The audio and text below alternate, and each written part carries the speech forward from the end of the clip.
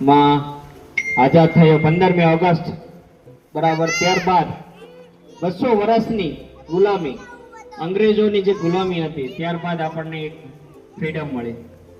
ઘણું બધું મહાન વ્યક્તિઓ અગણિત, જે ગણી ના શકાય, આપણે જેમ ગણી શકીએ તો આંગળીના ટેરવે સુભાષચંદ્ર બોઝ ને ગણી શકીએ, જગદીશચંદ્ર બોઝ, પછી ગાંધીજી, નેતાજી સુભાષચંદ્ર બોઝ, એવી રીતે ઘણા બધા નામી અનામી જે છે મહાન નેતાઓના બલિદાન રહ્યા છે.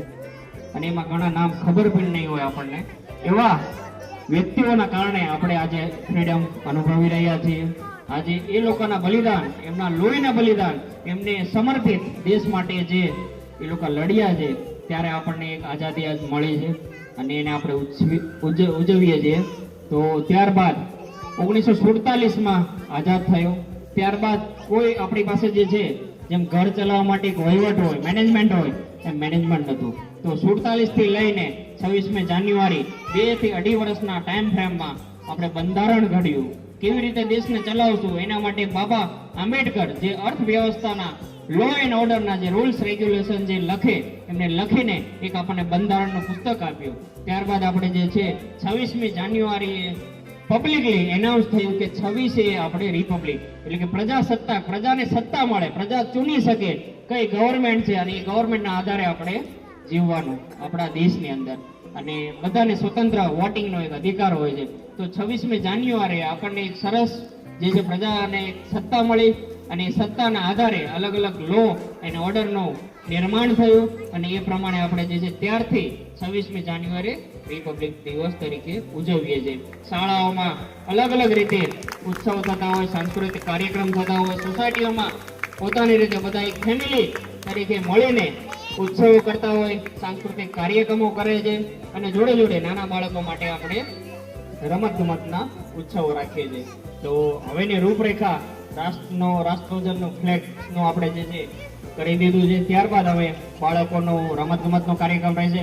આપ લોકો વડીલોનો સાથ સહકાર રહેશે. તમારો જુસ્સો એમને બતાવજો તો એમને આગળ આપણી આવનારી પેઢી, નવયુવાન આપણા માટે, આપણી સોસાયટી માટે, આપણા દેશ માટે કામ કરશે. તો બોર્ડર પર જેમ જવાન જે છે દેશની રક્ષા કરે છે, એવરી ડે એ લોકો જે છે સ્ટ્રગલ કરે છે, તો આપણે બોર્ડર પર તો નથી જવાનું, પણ દેશમાં રહીને દેશના વોરિયર તરીકે, જવાન તરીકે આપણી ફરજ છે કે આપણે જે છે સમય પ્રમાણે આપણી હવા પ્રદૂષિત થઈ રહી છે, પાણી આપણું ઓછું થઈ રહ્યું છે, ઇલેક્ટ્રિસિટી આપણી જે છે જનરેટ કરવામાં ઘણો બધો આપણો ટાઈમ વેસ્ટ થઈ રહ્યો છે. તો બને તો એક દેશના નાગરિક તરીકે આપણે જે છે પાણીનો ઓછો ઉપયોગ કરીએ, વીજળીનો જરૂરિયાત પૂરતો જ ઉપયોગ કરીએ.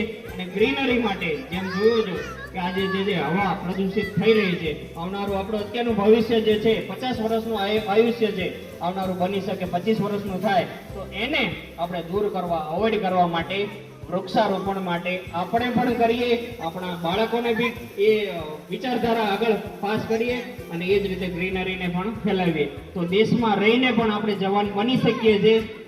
કંઈક નીતિ નિયમો દેશ માટે, દેશના હિત માટે જે પણ હશે એ આપણે લઈએ અને એક સાચા દેશપ્રેમી, દેશભક્ત થઈને આપણે જીવીએ અને લોકોને સારું અને હિતકાર્ય કરીએ દેશ માટે.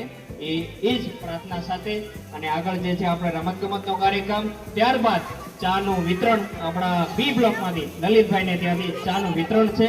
અને ત્યારબાદ અલ્ફાહારમાં નાસ્તો કરી અને ત્યારબાદ છૂટા પડીશું. કોઈએ જવાનું નથી. બાળકોનો જુસ્સો જે છે, તમારો ઉત્સાહ એ જ બાળકોનો જુસ્સો છે. તો બાળકોના જુસ્સા માટે એમની રમત ગમતોમાં આપણે લીંબુ ચમચી, સંગીત ખુરશી, લંગડી અને કોઈ એમની ઈચ્છા હોય તો એ બી આપણે કરીશું.